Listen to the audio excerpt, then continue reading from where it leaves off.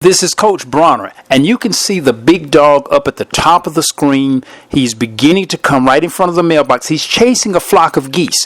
One of the geese gets caught in the netting of our basketball court. This is the security camera from our backyard. As you can see, the goose just struggling, trying to get out of the net. And here comes the pit bull up to the goose. Now runs, flies, hits the net again, trying to get away. He looks back at the pit bull coming in and says, "Oh my goodness, here's this big old dog. I don't have any teeth. What in the world am I going to do?" The pit bull walks up the geese again. The goose tries to fly away, and the pit bull comes up on him. He's flapping his wings. He just resolves and resigns himself to whatever's going to happen. He actually stuck his head through one of the holes in the net and just had his head just stuck there.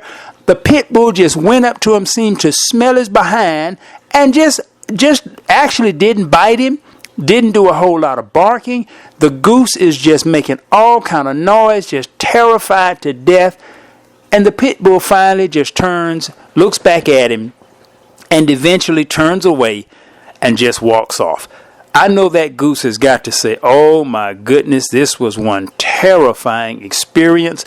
I know the heart rate of that little creature had to be through the roof. Sweating, if they do any sweating, he had to be sweating bullets.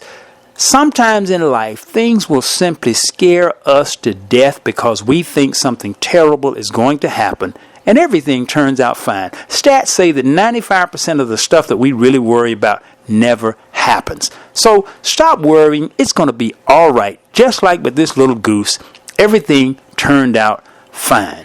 Nothing happened to the goose. The goose eventually, once the pit bull walked away and walked outside of the basketball court and got out of sight, the goose walked around and just got outside of the netting and eventually flew away.